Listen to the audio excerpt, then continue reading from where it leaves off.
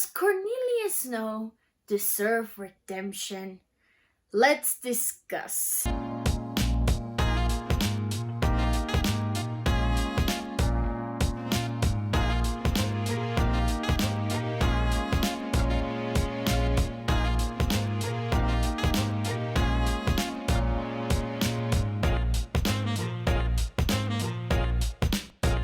Hello guys, and welcome back to another video of the Reader Journals, and today we're talking about the well-known Ballad of Songbirds and Snakes by Susanne Collins. My dear friend Carla Mendoza lent me her copy, so I'm really excited to talk about it. I read it, and I'm gonna discuss all my points of view in this book. So, make sure to sit back, buckle up, and get ready because this is going to be an interesting analysis.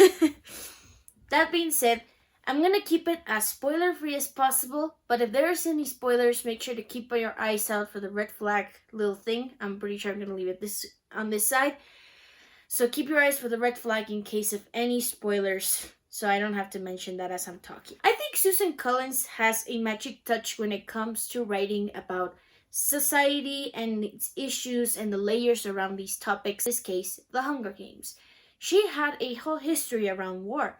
Her father went to the war and suffered post-traumatic syndrome for a long time that gave him nightmares every time he woke up.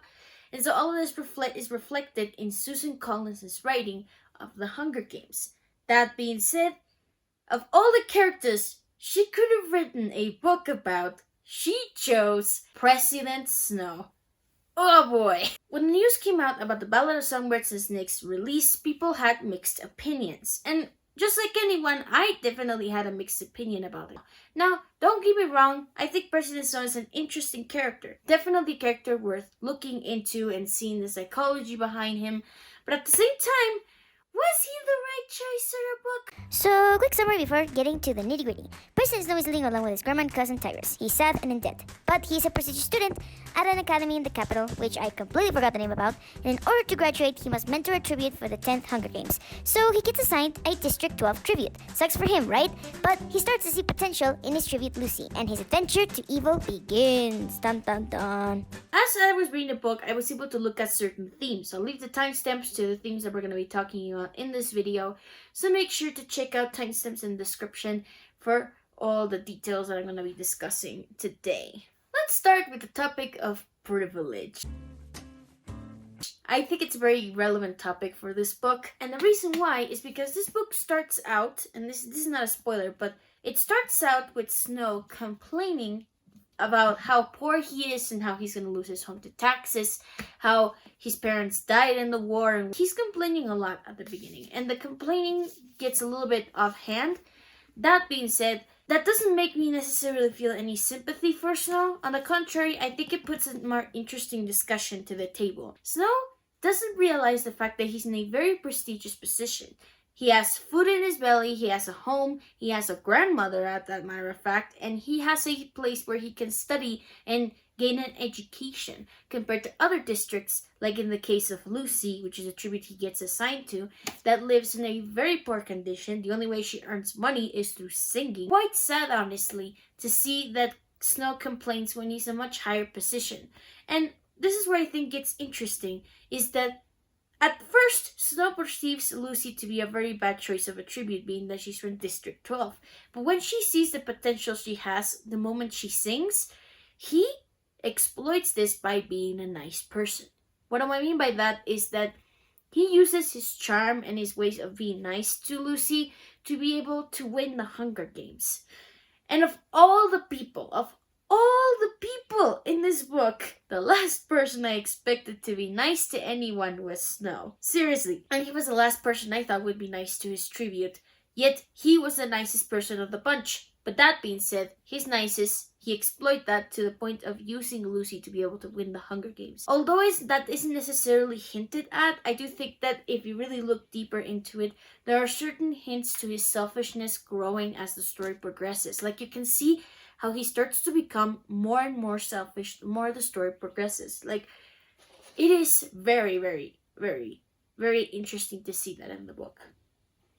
This also shows that when a person has the privilege or the tools to be able to use, they can get away with anything. And that's not to say that Snow was necessarily the richest person at the time, but he uses the fact that Lucy is popular and can sing for him to win the Hunger Games. Now, I want to talk about the Hunger Games. The Hunger Games in this book is interesting because it talks into a much deeper layer of human rights and how the tributes were being respected at the time. Like, this book is set in the 10th Hunger Games, which, when you think about it, it's kind of weird because, to be honest, of all the Hunger Games that Susan Collins could have written about, she could have written like from the first Hunger Games, which I think would have been more interesting than writing about the 10th. But what I like about the way she wrote these Hunger Games is she makes us see how they treated the tributes back in the day. Like, they had them like animals on cages. They treated them so badly. No one actually came to feed them unless the actual mentors went to feed them themselves. Like, there wasn't someone there to feed them in the first place. It's just so sad. Seriously, like, why? Why would you do that? Why would you, in any circumstance, do that to the poor tributes? And again, Snow is the only one of the few, because there was also another mentor, his friend.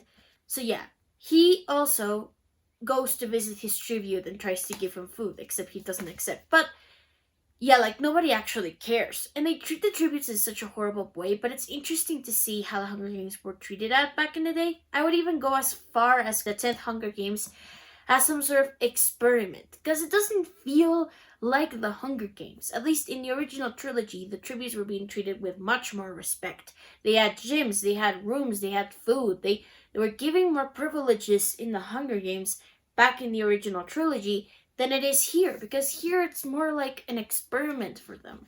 They discover a lot of the new things, which I think is interesting to see, is that they start to draft out ideas that come in the original trilogy, like how they forced the other districts to watch the Hunger Games, how they came up with the idea of the Tracker Jackers, which I think is interesting, and the whole aspect of the Mockingbird.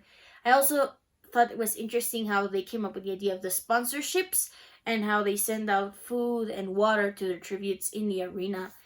But again, they treated them really bad. And even though in the games they gave them more privileges, like they gave them food, water, whatever, it's still kind of like they deserve better. Like, they deserve to be treated better in these Hunger Games. That being said, not everything is sunshine and rainbows. I definitely had my issues with this book. And a few of those issues was, one, I guess the romance. Here, the romance isn't necessarily for me interesting. I personally didn't think too much about it, of him falling in love with Lucy.